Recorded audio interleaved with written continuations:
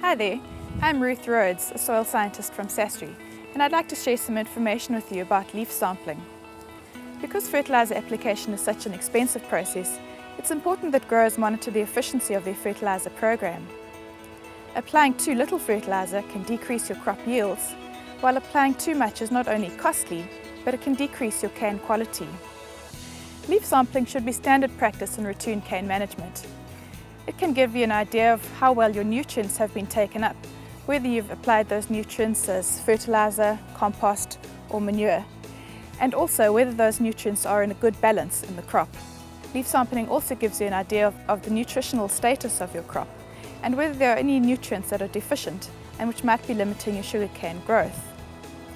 If you've sampled early enough in the season and you've detected a nutrient deficiency, you can apply corrective doses of fertiliser to top up, or otherwise if you've sampled later in the season, you can correct your fertiliser program for the following year. In order for the lab to be able to give reliable results, it's important that a specific process is followed when taking a leaf sample. Before you start taking the sample though, there are certain considerations that need to be kept in mind before sampling. The crop must have been growing vigorously during the 3 weeks before taking the leaf samples. Second, there should be no moisture stress prior to sampling. The crop must have received enough well-distributed rainfall or irrigation. At least 4 weeks should have elapsed since the last fertiliser top dressing. And sampling must take place at the correct age of the cane as well as at the right time of the year, and this varies from region to region.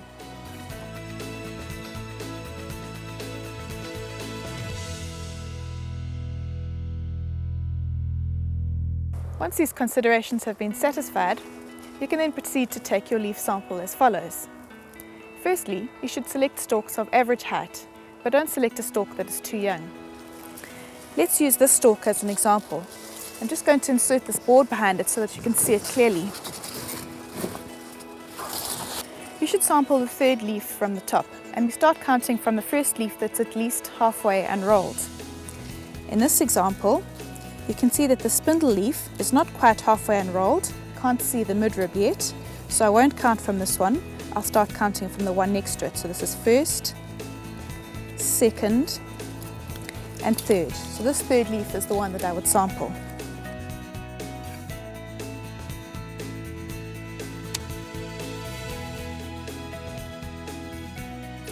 Let's move on to the next one. In this example, you can see that the spindle is more than halfway unrolled. You can see the midrib there. So we'll start counting this as the first leaf. So this is 1, the one next to it is 2, and the next alternative one is number 3, and this is the one that we sample.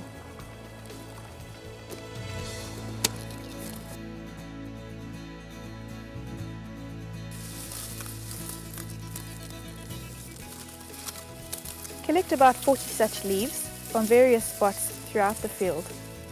Work in a zigzag pattern from one side of the field to the other.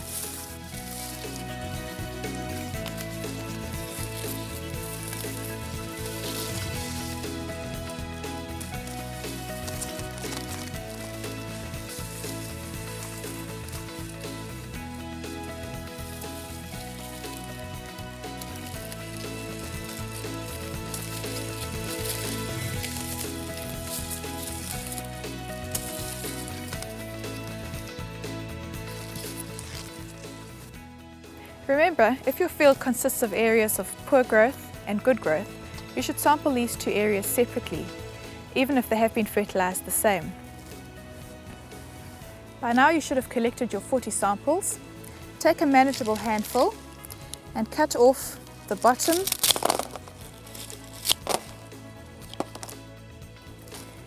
and the top,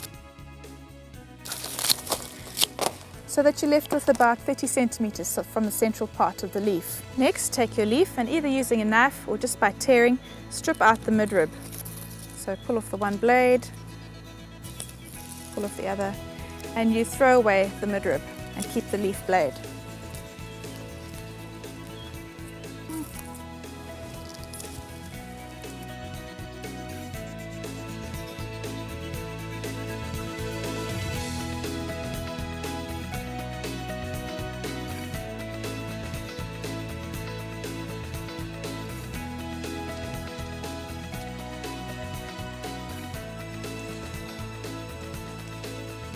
Once you've stripped all the midribs out of your leaf samples and discarded the midribs, bundle the leaf blades together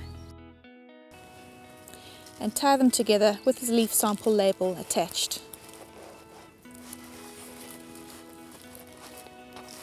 Make sure that you fill in all the details on your leaf sample label. You also need to fill in your leaf sample submission form, which needs to accompany all of your leaf samples to the lab. Be careful not to contaminate your leaf sample with anything such as fertilizer. For example, don't transport your leaf samples in an old fertilizer bag or in the back of a vehicle where fertilizer might have spilled. Send your leaf sample to the Fertilizer Advisory Service at SASRI. SASRI have developed a set of recommendations which can help you to correct any imbalances which you might have found in your leaf sample. Contact your extension specialist for help with this. When used in combination with soil sampling, leaf sampling is a vital means of assessing your nutritional status.